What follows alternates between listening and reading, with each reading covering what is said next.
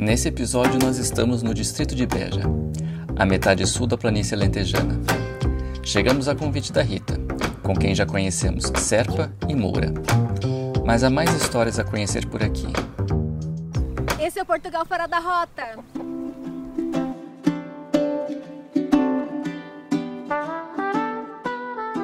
Ontem nós tomamos um super café da manhã. A cesta estava super recheada. A gente falou, Rita, no dia seguinte traz só um cafezinho pra gente complementar com o que já tinha na cesta.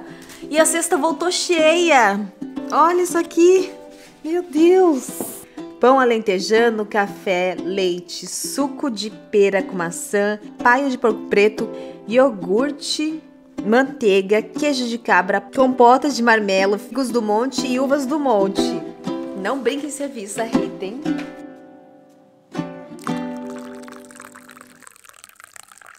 Eu acho que a Rita tava com medo da gente sair aqui do Alentejo passando fome.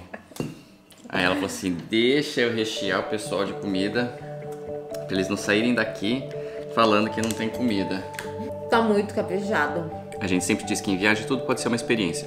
Porque muita gente diz assim, quando eu vou ficar dormindo em algum hotel, algum lugar, pra mim eu só preciso de uma cama, um banheiro, estando limpo tá bom. E a gente sempre fala que uma viagem é uma coisa muito especial e você não precisa se limitar só dormir e comer num lugar e depois o resto é que você vai curtir. O próprio lugar onde você fica, onde você come, pode ser uma experiência. Isso não tem nada a ver necessariamente com luxo ou coisa mais cara, só tem a ver com coisas que são realmente únicas, que são realmente especiais, que você vai apreciar. Então quando a gente toma um café da manhã desse, que é super especial, que tem coisas produzidas aqui na região, é uma coisa que a gente vai ter na memória, que a gente vai pensar, nossa, eu me lembro que eu fiquei num lugar, que eu comi a compota que a Rita preparou e o figo era do próprio lugar.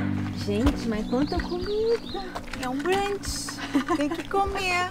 Você tava com medo da gente sair falando mal do Alentejo que não tem comida? Não, eu não mudei nada no pequeno almoço. É o que nós costumamos pôr sempre. Até pode ir lá à lista que eu costumo mandar para os clientes, está lá tudo. É normal. Todos os clientes saem daqui roliços. Leva o queijo, que o queijo não se estraga, os biscoitos não se estragam. E por cima os queijos estão em vácuo. Leva que é para comer. A sério. Seguimos para a Vidigueira. Há pouco tempo estivemos pelas terras de Vasco da Gama.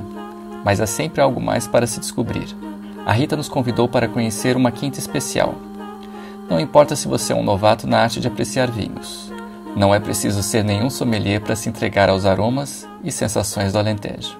É uma empresa familiar, já com mais de 100 anos de existência, e estamos neste momento na terceira e quarta geração à frente do projeto. Tudo começou em 1920 com Ernesto Lança, que portanto veio à Vidigueira e apaixonou-se por estas terras. Entretanto, isto foi passando de geração em geração e na década de 80, António Lança, que é o atual proprietário, começou a plantar as nossas primeiras vinhas.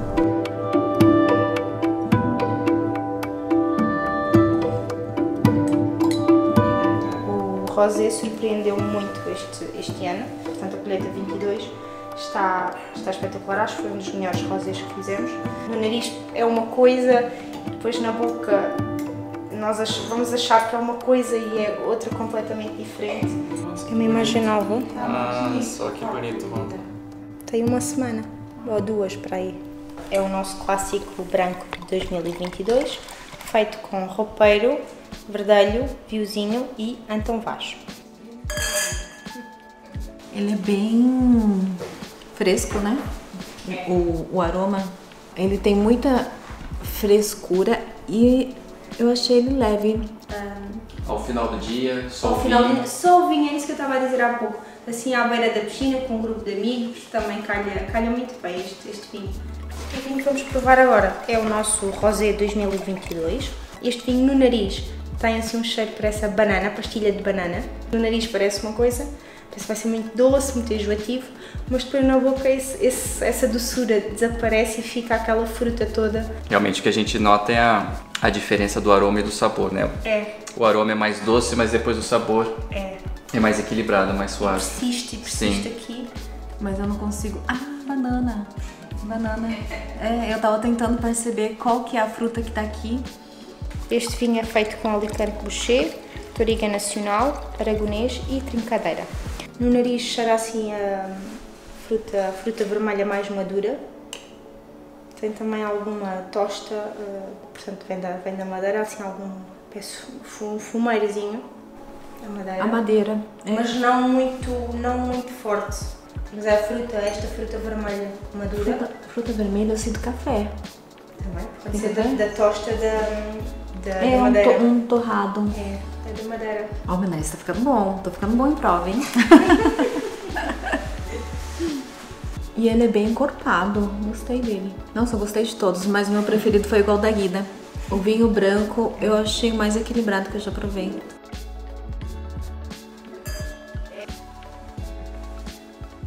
Esse queijinho com marmelada, combinação perfeita. Romeu e Julieta? Romeu e Julieta. Combina com rosé. Os vinhos trazem muitas sensações e sabores, mas também nos contam histórias. Seguimos para Cuba, o município, não a ilha, para conhecer a 26 Talhas, projeto familiar que recupera uma tradição milenar na pequena Vila Alva. A adega esteve quase em ruínas, o telhado estava quase a cair. E com as talhas aqui dentro, com as 26 talhas aqui dentro, o espaço, a minha mãe foi a minha mãe que o herdou, não nos podíamos lembrar que o espaço ia desaparecer, não é? Porque era muito especial para nós, porque tínhamos muita ligação afetiva aqui ao espaço. Em 2018, o meu irmão liga-me e diz-me assim: olha lá, temos ali espaço, temos as talhas vazias, já há tanto tempo que falamos nisto, e se fôssemos agora mostrar que era um produto que é um produto com valor. A aldeia é uma aldeia muito pequena, que uma aldeia tão pequena chegou a ter 70 adegas com pelo menos 3 talhas grandes. Em termos de vinho de talha já havia muito poucas pessoas a fazer para comércio aqui direto e a quem nós carinhosamente apelidámos dos teimosos. É uma coisa que não podemos deixar partir, porque faz parte das nossas raízes e da nossa história. A escolha pelo número romano foi em referência à tradição romana das talhas. Sim, fazia todo o sentido, não é? No fundo, isto é uma herança dos romanos, não é? Foram eles que nos deixaram esta herança. Toda a gente em casa tinha uma talha ou um tareco. Um tareco é estes potes assim mais pequenos. Em alguns desses lugares se deixou de produzir vinho e a talha às vezes virou um vaso, ficou com um adorno. Não, nem só houve talhas, porque estão a ver o que é passar isto. Geralmente as adegas não têm portas assim deste tamanho. As pessoas, para fazerem casas, partiam as talhas, destruíam as talhas para fazer chão. Nós temos uma talha que fez vinho, virou vaso e agora voltou a fazer vinho, que é esta. Estava no quintal da mãe da Alda, cheia de terra com plantas. E nós um dia decidimos tirar toda a terra, fizemos a pesgagem e voltámos a fazer vinho nesta talha. Qual talha aqui será que é a mais antiga? Esta é do século XVII. Tem uma assinatura. Século XVII. Já não se nota muito bem, mas tem aqui uma assinatura que é Artemis. E encontramos outra talha com a mesma assinatura, em que tinha o ano de 1674, se não me engano. Eu achei aqui sensacional que a gente nunca sabe o que está acontecendo dentro. Mas nós próprios também não temos essa noção. E aí esse aqui deve ser muito interessante, porque durante todo o processo você vai vendo como que fica dentro durante as Aliás, quando é a fermentação, consegue-se ver as bolinhas disto aqui tudo. Está quase pronto, tem mais 2 semanas? 3 semanas. Um mês.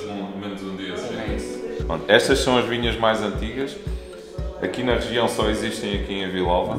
Estavam-se a perder por isso mesmo, porque dá muito trabalho para manter, não tem uma produção grande como têm as vinhas aramadas e as vinhas novas. Um dos nossos objetivos também tem sido esse, de tentar incentivar, comprando a uva, incentivar as pessoas a irem recuperar aquelas vinhas que às vezes estão abandonadas e que já não querem tratar.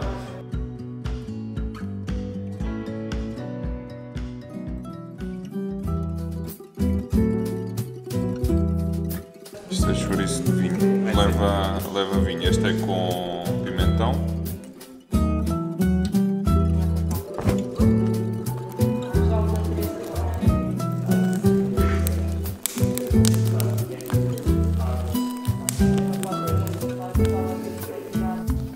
Aqui para acompanhar o vinho tem uma tomatada. Eu acho que tomatada a gente ainda não experimentou Ah, o daqui que é uma tomatada. É um refogado de tomate ao qual se juntam os ovos. E é os ovos assim mexidos. Tradicionalmente a base é feita com o enchido, é frito em azeite e depois é nessa gordura é que se faz a tomatada. No verão, no tempo do tomate, é uma coisa que se faz muito, é a tomatada. Esse primeiro aqui que é o branco. É o tareco. Os nossos brancos, seja ele qual for, suportam completamente uma comida pesada, ou seja, os enchidos, que habitualmente o branco jamais, mas sim o tinto, mas neste caso convido que experimente. Experimente, então vai ser a primeira vez. O nosso tinto acaba por ser mais leve do que o branco. O aroma é outro. O vinho de Itália ele tem mais identidade. O vermelho nós cá chamamos linguiça e o preto vinho. E eu imagino que o vinho seja de Itália. Não vai ser outro vinho. Mas é diferente mesmo, né? Da morcela. Este queijo é de ovelha e este é o queijo de cabra seco. É mistura de uva branca e tinta. Com tinta, sim. É palheta ou palhete? Palhete. Palhete. Sim. Há quem chame de petroleiro por causa da cor. É muito parecida com o petróleo que se usava antigamente nas lanternas, quando não havia eletricidade. Este palhete, no fundo, tem as castas todas do branco mais as castas do tinto. É uma mistura de todas as castas que nós usamos. Ele é um pouquinho mais encorpado, mas ao mesmo tempo ele é refrescante, né? Aqui os nossos vinhos é ao contrário dos outros. O branco para comer, o tinto para conversar e estar numa esplanada. E ele realmente, o branco, ele é mais encorpado. É engraçado. É difícil deixar uma boa conversa com tomatada e um bom vinho de Itália, mas há mais o que explorar e conhecer por aqui. Chegou a hora de partirmos para Beja, hoje cidade pacata, mas que já teve seu passado glorioso. Quem nos acompanha e nos conta essa história é o arqueólogo André. A cidade de Beja é a cidade mais importante do sul de Portugal do ponto de vista histórico. Este acaba por ser uma espécie de coração porque faz com que o coração dos bejenses bata mais forte e depois faz também com quem visita a cidade também sinta o coração bater um bocadinho quando vê esta torre magnífica com 40 metros de altura e que é uma espécie de marco na paisagem. Pode ser vista ao longe. Hoje em dia, claro que temos outras perturbações, não é? Este continua a ser o ponto mais alto da cidade. Não há arranha-céus. Há este arranha-céus medieval chamado de Torre de Homenagem do Castelo de Beja. Nós estamos na Alcáçova do Castelo de Beja. É muito antiga, mas na verdade tudo o que aqui está foi um pouco alterado ao longo do tempo. A própria torre, nós sabemos que foi construída aqui uma grande torre de homenagem. Quando é que foi construída pela primeira vez? Início do século XIV com o rei Dom Dinis. Depois, obviamente, que sofreu várias alterações também, com incidentes que foram ocorrendo aqui. Este é um monumento militar, portanto esteve sempre sujeito a conflitos militares. O Castelo de Beja eu imagino que deva estar muito no imaginário cultural, porque antes da gente chegar aqui, a única coisa que me veio à cabeça foi assim, agora eu finalmente vou conhecer o lugar que mete inveja. Que mete inveja por causa da moda conhecidíssima que é cantada por toda a gente na cidade e pelos grupos corais, que é o Castelo de Beja, um poema do Mário Beirão, que no fundo homenageia esta grande torre, não é? Que mete inveja às águias reais e mete inveja, não é? Quem não gostaria de ter uma torre destas? Este castelo é construído, mas é construído já no momento em que começa a haver paz. Existe para garantir alguma defesa, naturalmente, sobretudo o poder real, mas para passar a mensagem de que o rei está aqui. E o rei podia ser visto através da sua torre, de uma distância extraordinária e, portanto, passa uma mensagem muito forte de poder. Nestes silhares nós podemos ver estas pequenas marcas, às vezes até um pouco fálicas, eu não vi ainda nenhuma, mas são marcas de canteiro dos pedreiros que esculpiram estas pedras para servirem de parede desta torre de homenagem. Nossa, quanta estatura aqui.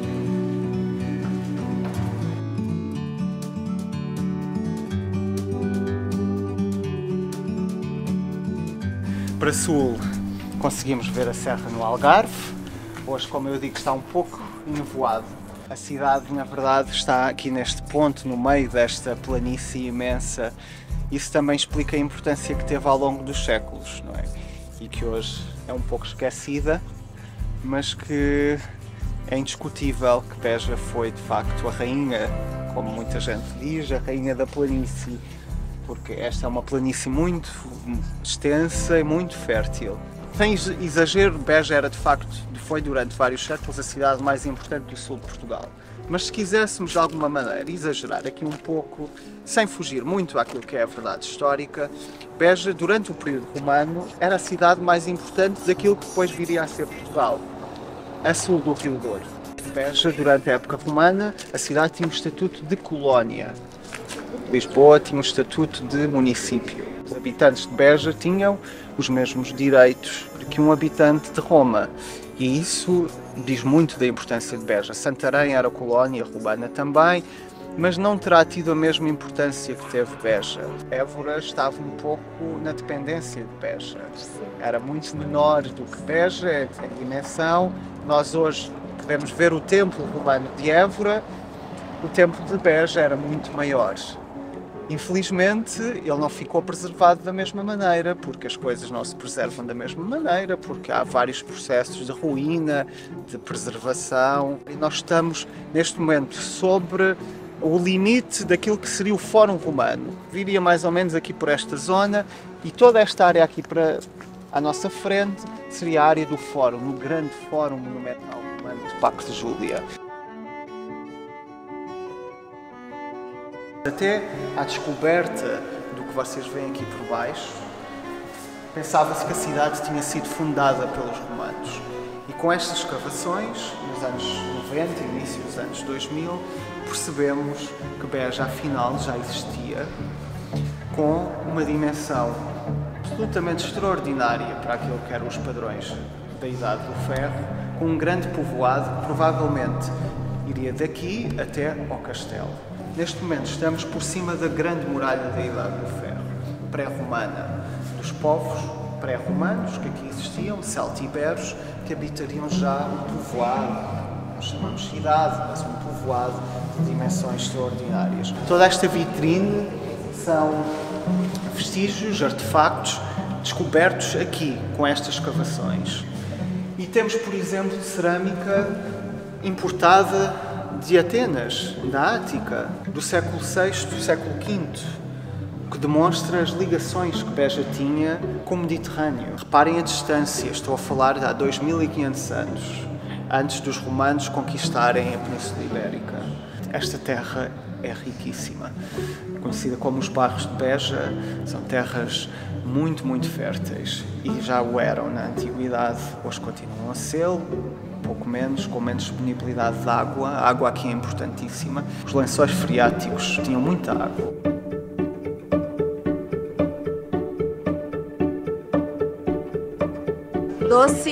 É o doce de castanha? Castanha doce. Olha que bonitinho. Eu gostei dessa massinha, muito boa. Lembra até um docinho japonês chamado manju. Eu estava falando que esse aqui é um dos cafés mais antigos que tem. Ele é fundado em 1893, portanto, final do século XIX, início do século XX. E é um café que mantém o mesmo nome e mantém-se em atividade. Esse aqui é cacau e amêndoa. Tem gosto de cacau? Tem, mas não tem gosto de chocolate. É leve assim o gosto de cacau, mas acho que é maçapã. Mas é muito gostoso, muito saboroso. Partimos repletos de história para o próximo destino. Um verso do poema de Miguel Torga diz que o Alentejo é a terra da cor dos olhos de quem olha. Seguimos olhando para o Alentejo no próximo episódio.